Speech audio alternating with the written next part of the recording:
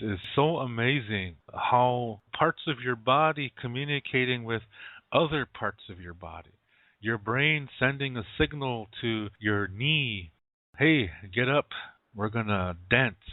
You hear music and your body wants to move and move to the beat, or you see somebody you're really attracted to, so your body gets all excited and things like this.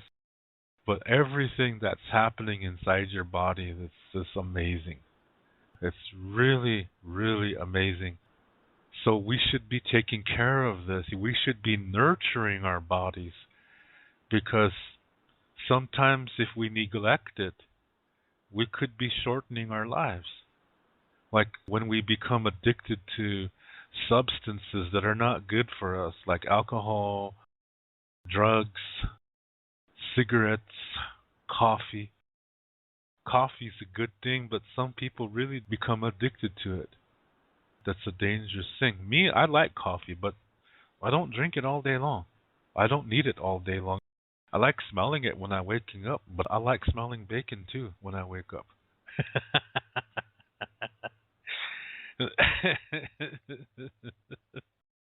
We really should be able to find a way, whether it's a video or something, to really look at what your body's doing to help you live, how your lungs are working. If you'd see the wonderful things that your lungs are doing, and then you look at what tobacco does, that it's destroying things in your lungs, maybe it'll make us think twice. One example I like to use is the story of my mother. My mother got tuberculosis when she was 11 years old. When she was in boarding school in America, this was like in the 1940s, there was a tuberculosis epidemic going around Canada and America. So they were going into all the schools and checking everybody. And my mother was diagnosed with tuberculosis. And as soon as you got it, they just took you. You didn't even get to see your family. They just took you to these sanatoriums. There was one in Rapid City, South Dakota, and all Indians were sent there from all over America and Canada. They call it Sioux Sanatorium. It used to be a military place. And then they turned it into the Sioux Sanatorium. The stories that my mother tells are just, hey, he's a holy man. They really humble you. Yeah.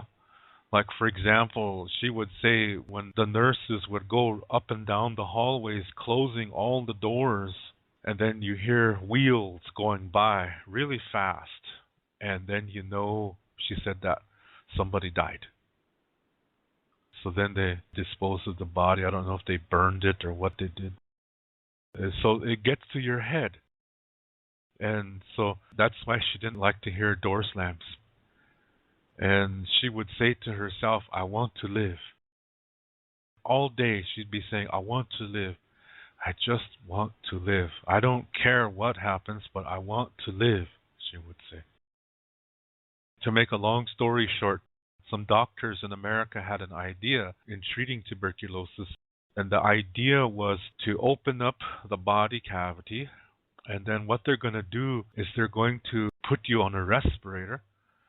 And then they squeeze your lungs, and then they blow air back into the lungs.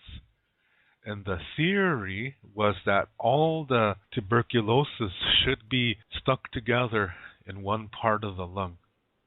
And then they cut that part out. The rest of the lung is okay. So that's what they did to my mother, and it worked. They got rid of most of it.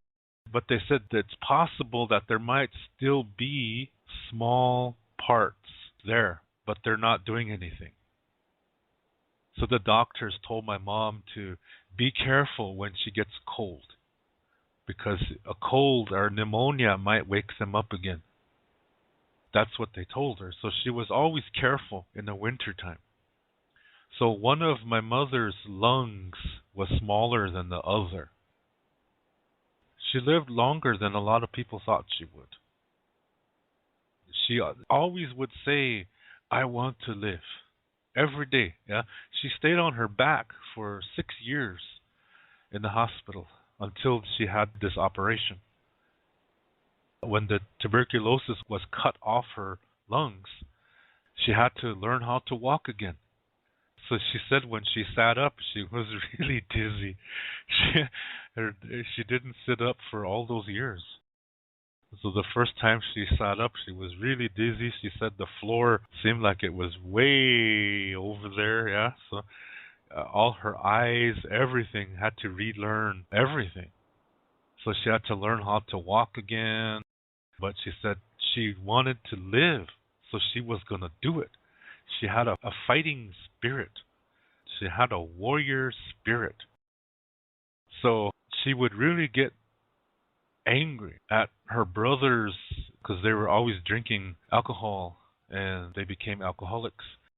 And she would be always angry at them and saying, look, you're ruining your liver. You're getting cirrhosis of the liver. You're ruining that and you don't even realize you're killing yourself.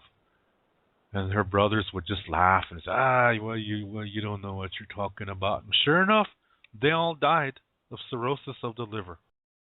And all that could have been alleviated if they had taken care of themselves. So my mother would get really upset about, geez, look at all these teenagers walking around smoking cigarettes and doing all these ridiculous things. And she said, you don't know what it's like until you get deathly sick. People really take their bodies for granted.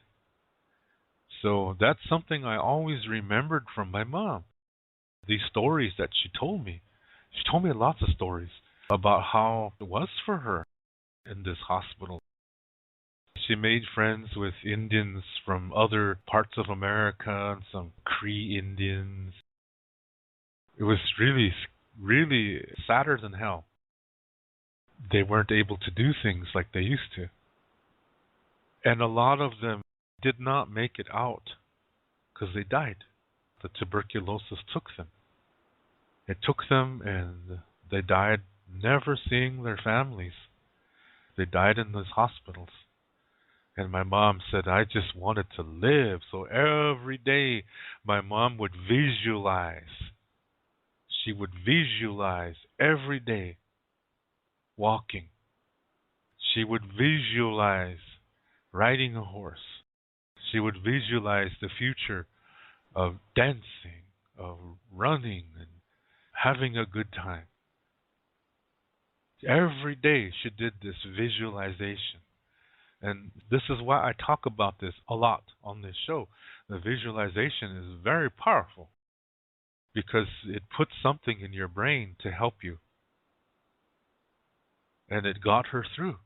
So after she had this operation and she got better and they helped her find a job, and she went back to the reservation for a while, but she found there's nothing to do, she said. So she came back to Rapid City. She worked at the Sioux Indian Museum, and there was a government program that helped her to get a car, and she got a job on the Rosebud Sioux Reservation and met my dad, and 2 years later I was born.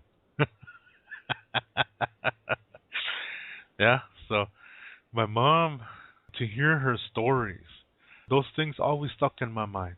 The visualizing and what happened in these hospitals.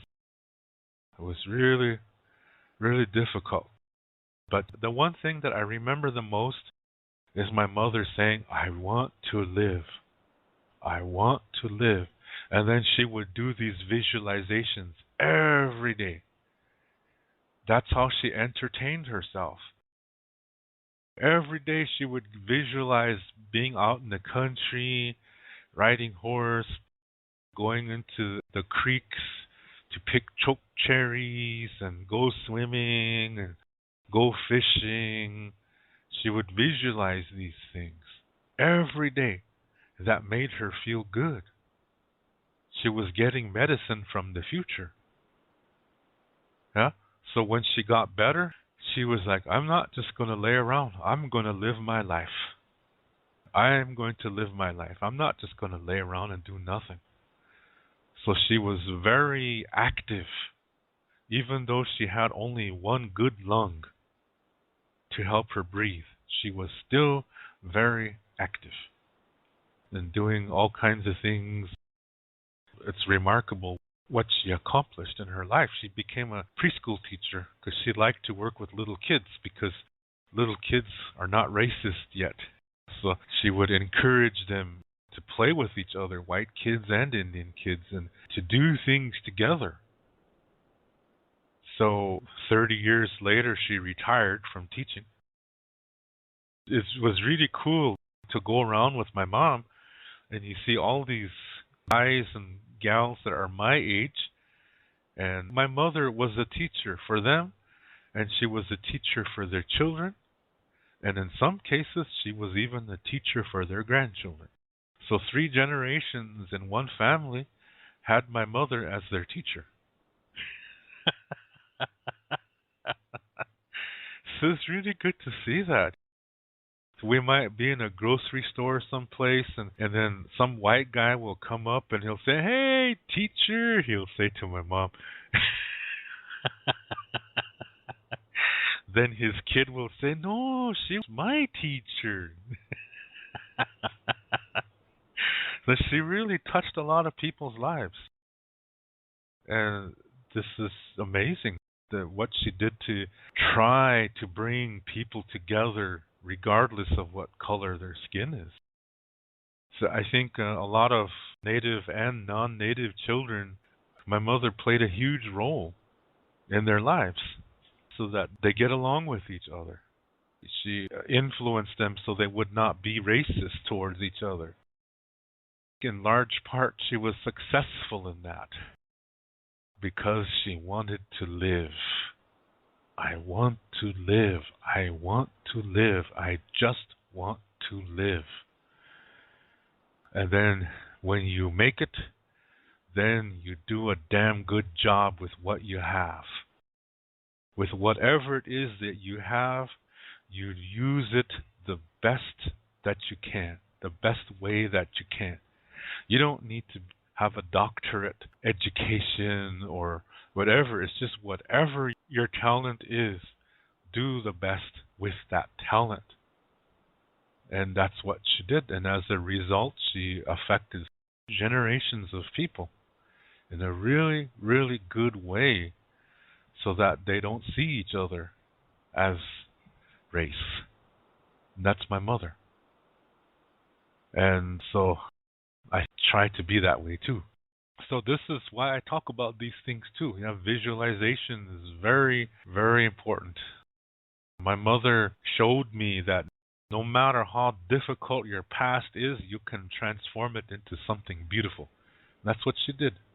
That with this horrendous past of having this disease, she just missed out on all her teenage years, but still managed to make it through. So it's one hell of a accomplishment that my mother did. So don't take your body for granted. You're made to move around and put healthy foods in your bodies. You don't have to be extreme, but you just make it a little healthier. That's all. Little bit by little bit. And slowly you'll get there. Yeah?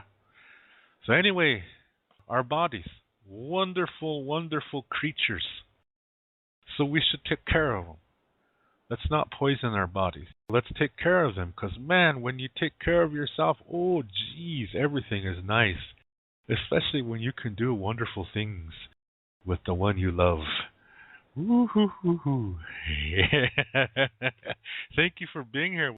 Until next time, Doksha Ake.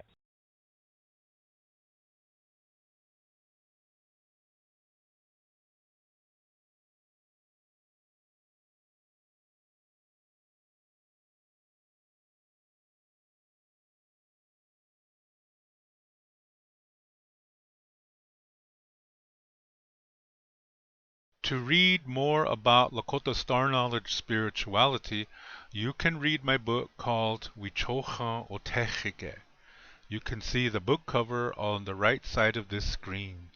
This book contains the information to what I talk about on my Lakota spirituality videos. To purchase this book, please click below where it says Show More. Clicking on that link will open up the description below, and there you will see a link called To Purchase My Books. As you will see, it's an eBay link. Click on that eBay link, and there you will see the information to get this book. Lila Pila Mayelo. Thank you very much.